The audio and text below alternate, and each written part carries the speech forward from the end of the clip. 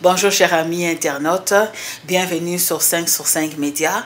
Karine Bianda pour notre émission Droit et Société. Aujourd'hui, la jeunesse, les jeunes gens en République démocratique du Congo sont butés à des difficultés d'ordre économique.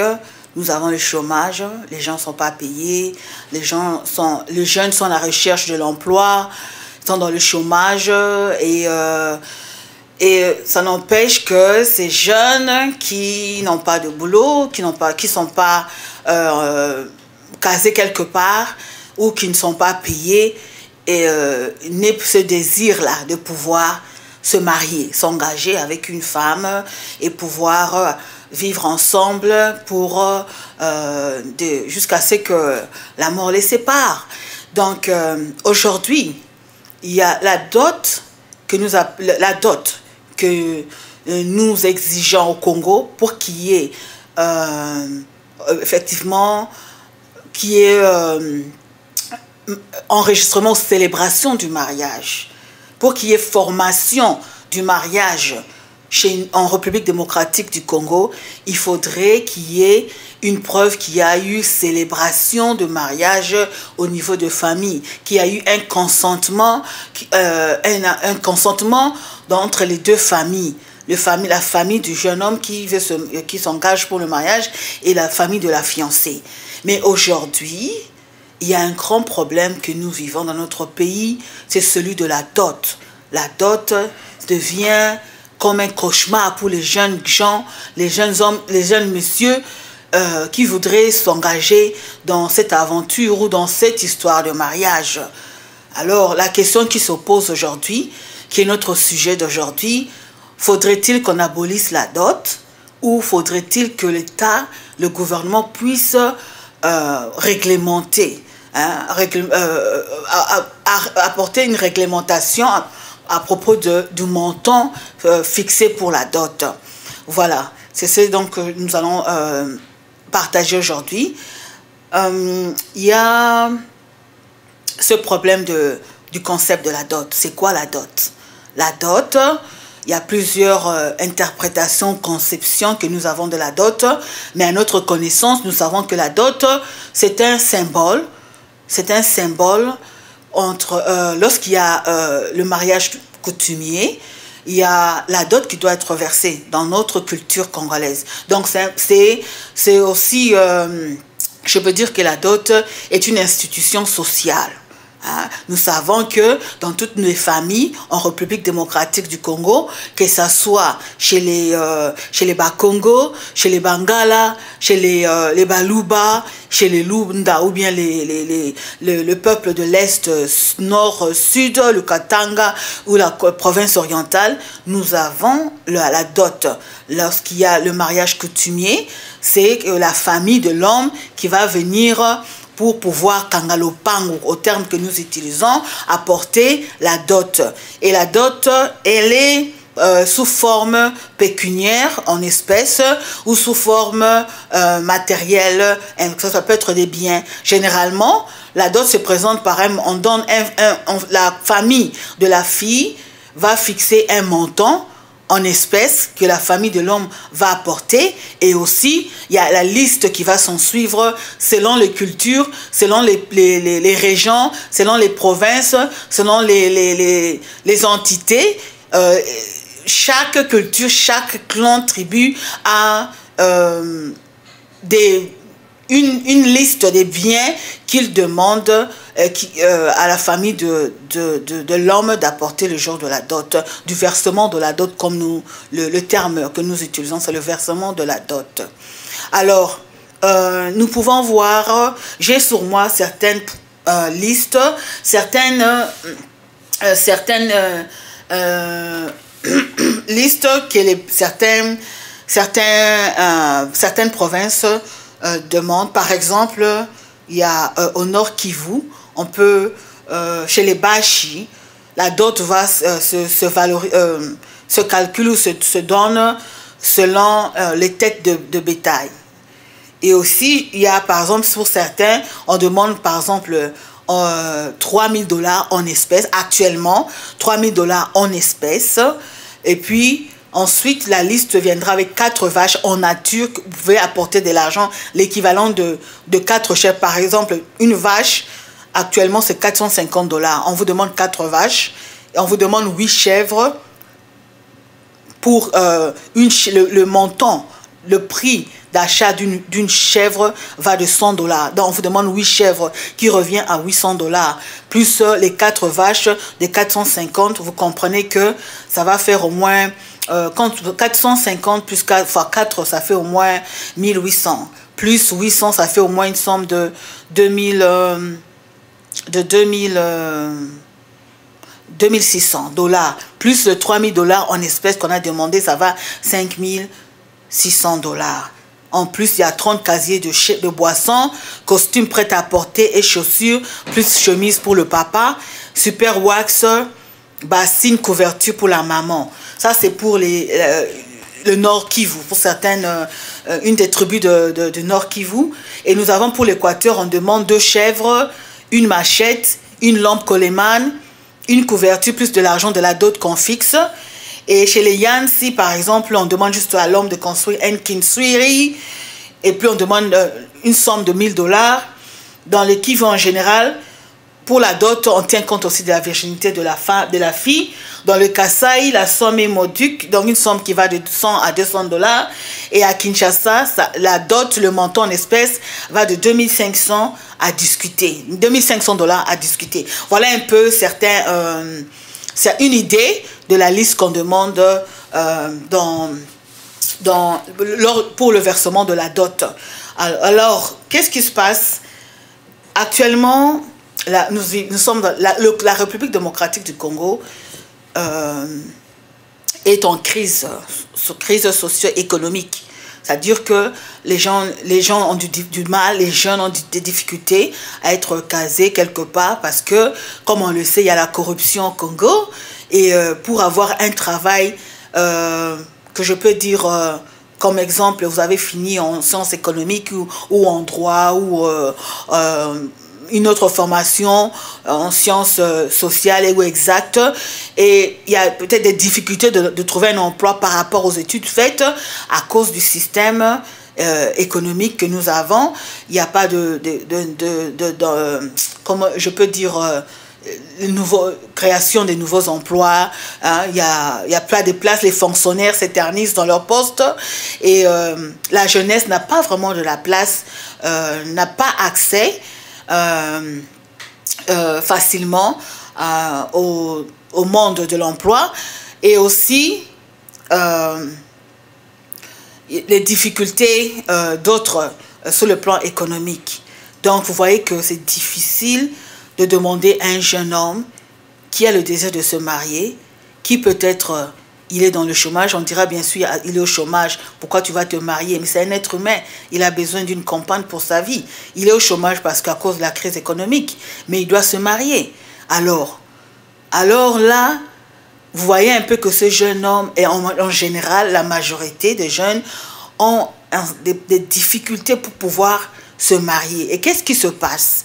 À cause de cette demande, de ces montants exorbitants de la dot, il y a des hommes qui arrivent maintenant à abandonner leur conquête, la femme, la jeune fille qui voudrait épouser, pour aller épouser quelqu'un qui n'est pas de son choix.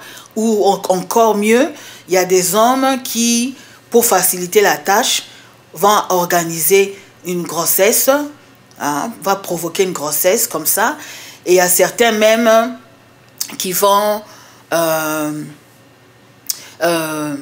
prendre ce temps-là quand même de pouvoir se marier, réunir tous les moyens possibles pour pouvoir se marier. Et quand ils vont se marier avec la jeune fille, ça serait la femme, la jeune fille qui va subir les mauvais traitements de l'homme, des abus, parce que l'homme aurait pensé que pour lui, comme il a dû endurer pour pouvoir réunir l'argent en espèces et les biens en nature qui lui avaient été demandés pour le versement de la dot, se trouverait en droit de pouvoir traiter la femme comme bon le semble. En fait, ça, c'est le premier aspect. Je voudrais aussi dire ici que le fait que il y a un déviationnisme dans ce concept de la dot qui est plutôt un symbole. La dot est un symbole. C'est juste un acte de symbole, une institution sociale qui voudrait que pour qu'il y ait mariage, qu'il y ait versement de la dot et qu'il y ait l'union. La dot qui est juste, le symbole qui est juste un signe qu'il y a union entre deux familles devient comme un sujet de vente. Hein, la femme est comme chosifiée, comme on peut utiliser les termes. C'est-à-dire que pour même fixer le prix de la dot, on regarde si la fille, la fiancée, a eu à faire des études universitaires. On va augmenter le montant de la dot. Certains même vont vont plutôt faire le calcul sur tout le parcours de la jeune fille, c'est-à-dire les dépenses qu'ils ont eu à faire pour son éducation, pour ses soins médicaux, et pour le logement, ils vont calculer ça et ajouter au montant de la dot fixée. Et tout ça là, ça crée, comme on peut dire, un cauchemar pour les jeunes. Que ce soit pour la jeune fille qui est exposée au célibat endurci. Parce que si les hommes n'arrivent pas à se marier, à réunir la somme qui leur a été demandée pour la dot, qu'est-ce qui se passe? Ils vont aller ailleurs et ces jeunes filles vont devenir comment? Elles vont, comme on dit en termes français, elles vont coiffer la Sainte Catherine, qui veut seulement dire que ça va leur prendre du temps, des années pour pouvoir avoir une personne qui aura réuni tous les moyens possibles pour pouvoir l'épouser, pour pouvoir faire le versement de la dot. Voilà. Aussi, par rapport à ce problème de le montant exorbitant qu'on demande à ces jeunes gens, à ces jeunes garçons de pouvoir apporter, verser lors le jour du mariage coutumier, c'est devenu vraiment un problème dans notre société congolaise qui amène beaucoup de conséquences. Hein. Nous voyons aussi il y a beaucoup de familles qui s'enrichissent avec la dot, avec le montant, le prix, l'argent de la dot. Donc c'est comme si c'était un commerce. Hein. Et les gens, les familles profitent, ne regardent plus cet aspect culturel que la dot, ça fait partie de notre culture. Notre culture qui est quoi? Qui est juste une identité de notre pays. Hein? Et aujourd'hui, c'est tout autre chose. C'est tout autre chose. Ça n'a plus cet aspect, cette conception n'est plus. Cette conception culturelle n'existe plus en fait. Et c'est ce qui est vraiment un danger parce que ça amène qu'il n'y ait plus existence de mariage. Parce que les gens s'engagent maintenant dans des mariages forcés, c'est-à-dire que tu vas engrosser la fille pour pouvoir la voir dans le mariage parce que tu ne pourras pas l'épouser de manière légale ou loyale, je ne sais pas, mais c'est comme si vous devenez, vous qui êtes une personne correcte, vous tombez dans cette histoire d'aventurier, vous entrez par la porte, par la fenêtre, au lieu d'entrer par la porte, vous entrez par la fenêtre. Hein? Donc, ça, dans le couple même, ça crée des problèmes. Comme cette valeur-là culturelle n'existe plus, on tient compte on chosifie la femme Et ça crée aussi un problème dans le ménage et ça porte le divorce aussi. Hein, parce que la femme ne vit pas elle ne vit pas cette place de femme. Parce que la dot est très importante pour la femme aussi. Parce que une femme se considère comme... trouve qu'elle est valorisée lorsque la dot est versée. Lorsqu'il n'y a pas le dot, la femme africaine, congolaise, considère qu'elle n'a pas de valeur. Donc, d'où la femme a besoin de vivre ça, de voir qu'elle a été dotée, qu'elle a été honorée. En fait, c'est ça. Alors, aujourd'hui, avec ce qui se passe, il y a les montants exorbitants qui empêchent les jeunes à pouvoir épouser les femmes de leur choix. Et il y a le concubinage forcé qui arrive et toute autre conséquence que nous connaissons à cause du problème de la dot. Nous avons notre culture qui n'est plus originale et originelle, qui est la dot. Alors, pour ce qui est maintenant de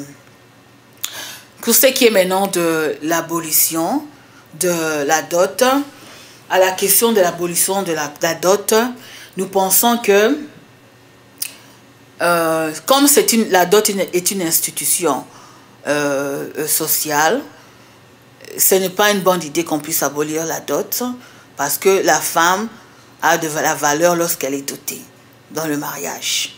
Hein? Et puis, l'une des conditions de formation du mariage en droit congolais, c'est la dot. Pour qu'il y ait le mariage civil, il faudrait qu'il y ait célébration de mariage en famille. Donc, l'idée de pouvoir abolir la dot n'est pas bonne. Et pour ce qui est